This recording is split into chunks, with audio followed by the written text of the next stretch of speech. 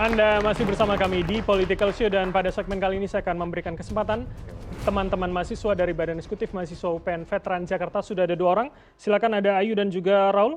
Ayu terlebih dahulu menyampaikan pertanyaan. Perkenalkan saya Ayu dari BEM Visip UPN Veteran Jakarta selaku Kepala Departemen Advokasi dan juga Kesejahteraan Mahasiswa. Jadi yang ingin saya pertanyakan adalah mendengar tadi perdebatan oleh bapak-bapak sekalian, saya bertanya-tanya kira-kira sebenarnya apa sih yang bisa diwariskan dari kebetulan perbenturan antara politik dan hukum ini kepada kami selaku Gen Z yang dalam 5-10 tahun mungkin akan mencalonkan gitu jadi legislatif ataupun eksekutif gitu. Mungkin gitu pertanyaan saya. Itu spesifik ke siapa yuk? Kamu kan semua Semua ya? Semua boleh. Oke, baik. termasuk ke CNN itu. Oke, baik. Terima kasih Ayu, silakan Raul. Terima kasih atas kesempatannya Bapak. Perkenalkan nama saya Raul dari BEM Visip UPN Veteran Jakarta. Kebetulan dia akan jadi koordinator bidang sosial dan politik. Pertanyaan saya, dinamika yang terjadi akibat putusan MA tersebut telah menimbulkan perpecahan di masyarakat. Lagi-lagi ini jadi dejavu. Bagaimana putusan di MK tahun lalu dan juga putusan Mahkamah Adik saat ini gitu. Yang memang ini menjadi upaya-upaya daripada para yang memiliki kekuasaan gitu. Karena menurut saya gitu, putusan ini tuh memiliki sebuah intrik karena berdekatan dengan ajang kontestasi tersebut gitu. Nah gini, bagaimana gitu, apakah saya ulangi penegasan terhadap kalau dibilang putusan ini tuh sebenarnya untuk anak muda yang mana? Penegasan kembali untuk Bapak, anak muda yang mana yang Bapak wakili gitu, anak muda yang mana? Apakah anak muda yang Gen Z atau anak muda yang memiliki kekuasaan? Oke. Mungkin seperti itu, terima kasih. Terima kasih teman-teman Raul dan juga Ayu, langsung saya kalau gitu ke Bang Isan terlebih dahulu. Jadi anak muda yang mana? Anak muda yang Bang Isan. mana? Jadi sekali lagi ya, yang kita gugat ini tujuannya kan bukan untuk 1-2 orang, tapi untuk seluruh anak-anak muda di Indonesia.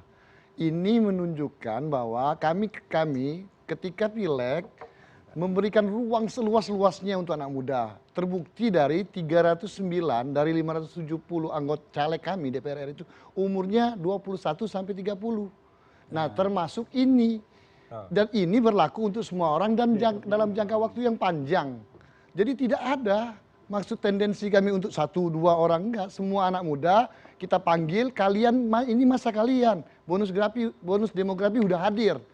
Ketika kalian tidak peduli dengan politik, tidak mau masuk dalam politik, maka berbahaya. Kalianlah yang akan menanggung. Kami mencoba untuk membuka ruang seluas-luasnya. Jadi itu semua untuk kalian semua, untuk teman-teman mahasiswa, untuk teman-teman aktivis, dan untuk semua anak-anak muda di Indonesia. Oke, kalau warisannya, pertanyaan Ayu tadi, Bang Isan langsung saja. Warisan gimana? Warisan. Apa sih yang lu wariskan? Oh Ini iya, kemudian jadi benturan sekali lagi hukum ya, dan juga warisan politik. itu, jadi ketika kami bersyukur bahwa gugatan kami didengarkan oleh Mahkamah Agung dan ini tadi berlaku untuk seluruh anak-anak muda. Jadi siapapun ya, dari manapun asalnya, agamanya, etnisnya dan sebagainya memiliki kesempatan yang sama. Kepastian bahwa mereka berhak dan bisa untuk maju ketika dia mampu untuk maju menjadi kepala daerah dan mengambil keputusan kebijakan yang pro terhadap kepentingan masyarakat, terutama kepentingan anak muda.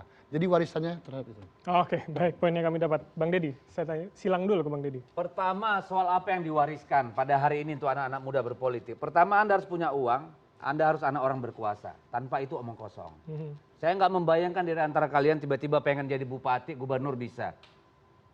Ya, it's not that easy. Itu yang diomongin dari tadi itu normatif dan basa-basi. Ya. Jadi dengan kejadian politik kita 2024 ini, yang diwariskan ke depan adalah pemilu yang mahal dan hukum yang bisa dibengkokkan kapanpun. Itu problem kita hari ini. Jadi kalau tadi soal itu ya saya sepakat dengan pertanyaan nomor 2. Hari ini apapun bisa diubah. Tadi saya sampaikan putusan MK 90 hanya menambahkan frasa dan atau menjabat kepala daerah. Sekarang ketika dilantik umurnya 30 tahun. Itu kan cuma satu kata yang dirubah. Dan Anda tidak akan bisa melakukan itu kecuali Anda punya kekuasaan atau punya jejaring kekuasaan. Itulah yang diwariskan pemilu kita hari ini ke depan. Mohon maaf, saya harus jujur, saya nggak mau basa-basi normatif ya. Realitanya seperti itu. Pemilu kita legislatif bobroknya minta ampun, money politiknya masif. Oke, menjadi kepala daerah harus beli partai segala macam. Omong kosong tuh, ya.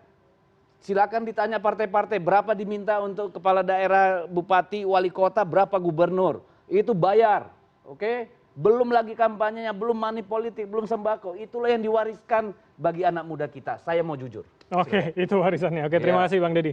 Bang Habib. Pertama saya kasih nilai A+ terhadap Ayu, A+ terhadap Raul. Kita kasih tepuk tangan dulu. Ayu, mungkin saja kami ini justru lebih banyak belajar ke kalian, ya kan?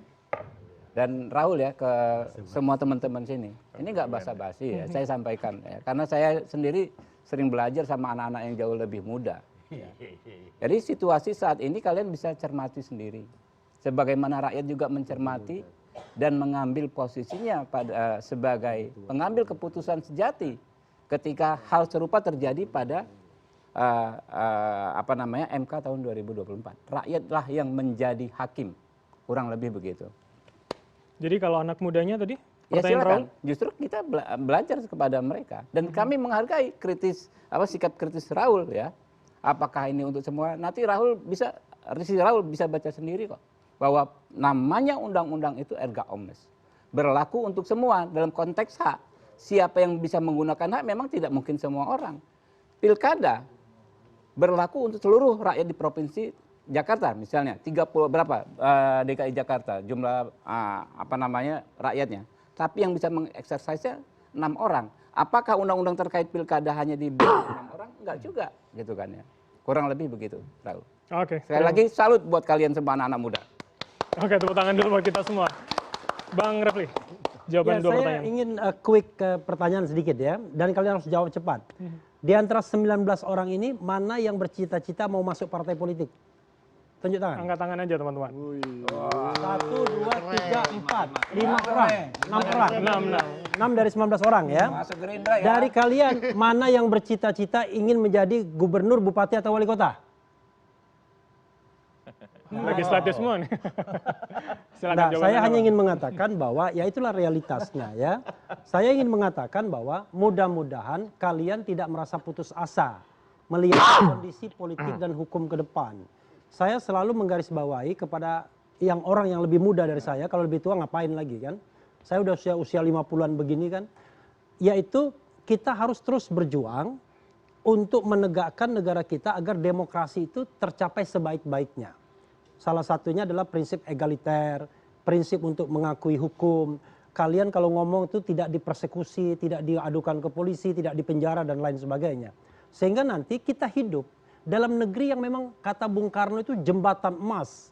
Negeri yang negaranya itu care kepada kita. Sehingga kalian ini tidak takut lagi besok makan atau tidak, besok bekerja atau tidak. Don't worry, negara akan menyediakan pekerjaan dan penghidupan layak bagi kemanusiaan karena negara bertanggung jawab. Tapi kalau sekarang belum, marilah kita berjuang bersama-sama agar itu terwujud suatu saat. Baik kemerdekaan politik maupun kemerdekaan ekonomi. Itu ya dari saya. Jadi walaupun ada warisannya, diperjuangkan itu ya Bang? Oh iya, kita. Oke. Jangan putus asa mereka. Itu saja. Karena saya hampir putus asa soalnya. Jangan, kita perlu Refli Harun. Oke, baik Mas Adi. Silakan. Dua pertanyaan ini Mas. Saya mau komentar 2 hal. Pertama, teruslah adik-adik mahasiswa ini belajar ya. Sekalipun apa yang dipelajari di kelas itu seringkali membuat kita frustasi karena tidak sesuai dengan harapan apa yang terjadi. Hukum, politik, ekonomi, dan seterusnya. Tapi niatkan segala sesuatu yang dipelajari di kelas itu minimal bisa masuk surga. Itu satu. Karena per hari ini sulit untuk bisa merumuskan ilmu-ilmu politik, ilmu-ilmu hukum dengan realitas politik yang ada. Jadi dalam konteks itulah teruslah bersemangat.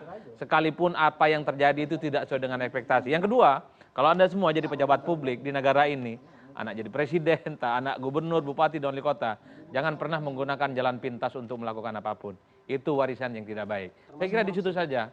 Termasuk apapun saya sebutkan, artinya apa? Untuk menjaga keajegan demokrasi, berjalanlah di kaedah-kaedah yang ada. Kaedah hukum, kaedah politik, dan kaedah kebudayaan. Mas, tapi kalau karena kata secara Ayu tadi kan prinsip itu benturan, yang harus Mas kita Adi. wariskan secara bersama.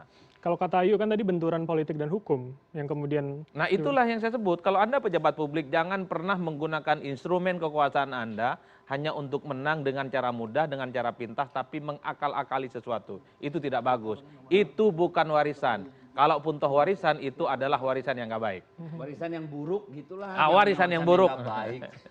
Ini bahasa dosen, Pak. Oh Ini bahasa iya, karena Bang Adi dosen juga. Gua mah A, B, udah gitu aja. Saya kira begitu ya warisan yang bisa saya sampaikan. Tapi kalau pertanyaan Raul, anak muda yang mana? Itu spesifik tadi. Anak muda yang dia punya akses terhadap kekuasaan. Selebihnya, kalau Anda ingin jadi gubernur, bupati, dan wali kota, ya saya kira memang kalau Anda bermimpi, ya tidurnya. Mengajarkan pesimisme. Jadi, jangan jadi berdoa itu harus pakai doa. Kalian bisa. Biar dia ngomong lah. Nanti saya kasih kesempatan. Ayo silakan. Ini nggak Karena kalau Anda umur 25 tahun, 27 tahun, 30 tahun, jangankan Anda berpikir jadi gubernur, bupati, dan wali kota. Oh enggak. Oke. Jangankan, Komen dikit, jangankan ya, jangankan itu. Saya anak Pikir orang cari miskin, kerjaan 6 aja tahun susah, jadi bupati, Pak. pikir cari rumah aja susah. Oke, Bang Habib, komen dikit. Zaman Orde Baru lebih rumit. Saya anak orang susah tapi umur 6 tahun saya sudah bertekad pengen jadi pejabat, pengen jadi bupati. Ya alhamdulillah sekarang jadi anggota DPR RI nggak jauh-jauh amat. Hah? Bermimpilah setinggi langit sepanjang tidak mengganggu satelit low orbitnya Starlink. Karena Starlink akan membawa bencana bagi industri selular kita. Oke. Tapi karena kemarin di Bali harus ada orang terkenal dunia hadir ya mau Yang diapain. pura-pura investasi katanya. Ya, Padahal ya, enggak. udahlah tutup lah. Nanti oke, gua oke. makin banyak ngomong bahaya ini. Terima kasih Abang-abang. Kita boleh tepuk tangan untuk kita semua di sini. Semoga itu terjawab buat Raul dan juga Ayu begitu, tapi kita belum akan selesai. Kami masih akan jeda, karena usai jeda kami akan masih tampilkan beberapa informasi lagi untuk Anda. Tetaplah bersama kami di Political Show.